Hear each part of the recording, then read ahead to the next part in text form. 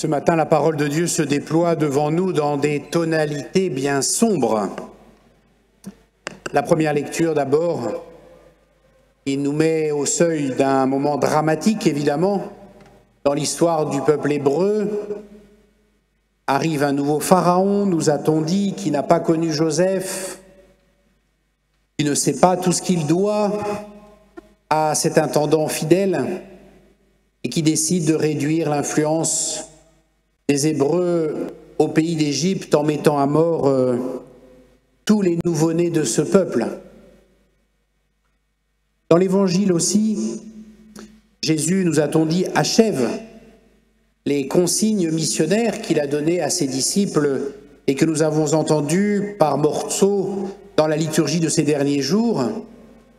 Et Jésus termine lui aussi sur une perspective bien sombre. Ne pensez pas que je sois venu apporter la paix sur la terre. Je ne suis pas venu apporter la paix, mais le glaive. Pourtant, dans cette toile que nous avons devant les yeux, il y a un certain nombre de taches de lumière. Nous les avons entendues par exemple dans le psaume, promesse de libération au milieu des épreuves. Comme un oiseau, nous avons échappé au filet du chasseur. Notre secours est dans le nom du Seigneur. Béni soit-il qui n'a pas fait de nous la proie de leurs dents. Et même Jésus dans l'Évangile, quelle que soit la noirceur de son propos, laisse apparaître une lumière tout autre, en nous promettant en particulier que celui qui a perdu sa vie à cause de lui la trouvera.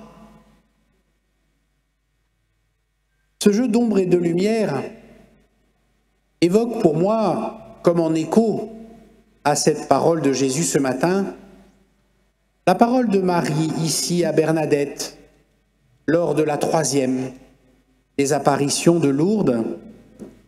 Marie promettant à Bernadette « Je ne vous promets pas le bonheur de ce monde, mais de l'autre. » Oui, au fond, c'est bien ainsi qu'il faut entendre ce que nous dit la parole de Dieu ce matin. Une parole qui nous promet le bonheur malgré tout. Malgré tout. Car il est bon de l'entendre et de le réentendre, quelles que soient les circonstances actuelles de nos vies. Le cœur de l'Évangile, c'est de nous promettre le bonheur. Tout est là, tout est dit de l'Évangile dans cette promesse de bonheur que nous adresse Jésus, où que nous en soyons dans nos vies. C'est sur cette promesse qu'il laisse ses disciples dans l'Évangile de Jean, au chapitre 16, dans le grand discours sacerdotal au soir de la Cène, sur la promesse d'une joie que rien ni personne ne pourra leur ravir.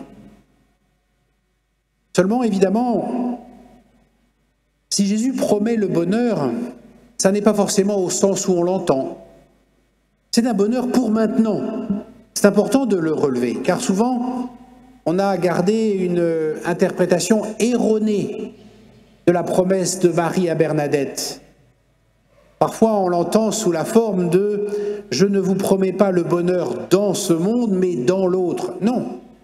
Ce qu'a dit Marie ici, c'est « je ne vous promets pas le bonheur de ce monde, mais de l'autre ». Donc c'est pour maintenant. C'est pas simplement pour ailleurs, autrement, et quand nous aurons fini de souffrir sur cette terre. C'est un bonheur qui nous est promis dès à présent. Ça n'est pas un bonheur pour après, mais c'est un bonheur autre.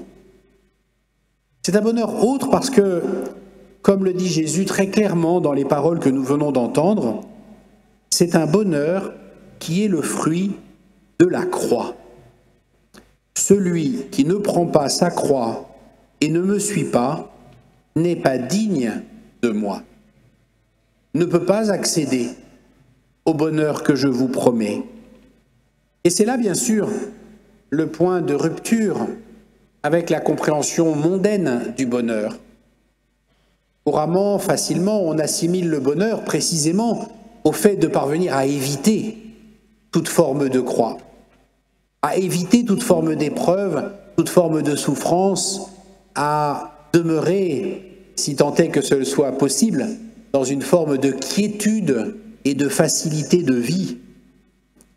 Le bonheur que Marie a promis ici à Bernadette, le bonheur dont nous parle Jésus dans l'évangile de ce matin, est tout autre, parce qu'il est le fruit de la croix. C'est le bonheur du ressuscité qui n'est pas parvenu à la joie de la résurrection sans passer par la croix. C'est le bonheur du ressuscité vivant pleinement de la joie d'avoir vécu sur la croix jusqu'au bout le don de sa vie par amour. Voilà au fond le secret du bonheur, promis ici à Bernadette par Marie. Trouver le bonheur, c'est aller au bout du don de soi. C'est trouver là et comment Dieu m'appelle aujourd'hui à faire de ma vie un don pour les autres. Et ce, jusque dans les mises en œuvre les plus simples, les plus ordinaires.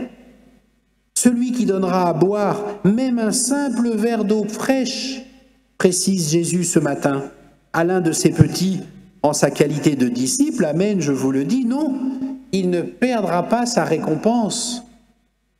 Je suis touché par cet exemple de simplicité du don de soi que Jésus nous donne. Il est tellement familier ici à Lourdes, cet exemple. Il suffit de venir ici à Lourdes soi-même pour se mettre au service des malades. Il suffit de déambuler dans le sanctuaire pour le voir des dizaines de fois chaque jour. Ce geste si simple, du simple verre d'eau fraîche donné à l'un de ses petits en qualité de disciple. Car oui, au fond, si nous avons tant de bonheur à venir et à revenir ici à Lourdes, c'est parce qu'ici nous goûtons, comme de manière anticipée, une préfiguration du bonheur du ciel, une préfiguration de ce bonheur enseigné par Marie à Bernadette. Et c'est ça qui fait le climat de joie, le climat de paix que soulignent souvent ceux qui viennent pour la première fois et que viennent rechercher inlassablement ceux qui viennent pour des dizaines et des dizaines de fois.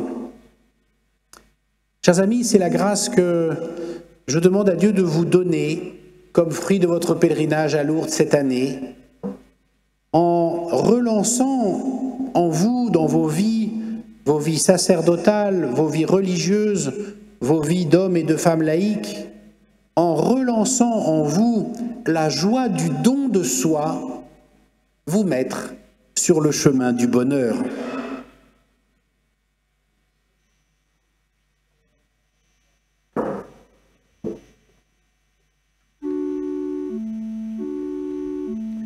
Sur les ondes de Radio Espérance, vous venez d'entendre l'homélie qui a été prononcée par Monseigneur Valentin, évêque de Carcassonne et de Narbonne.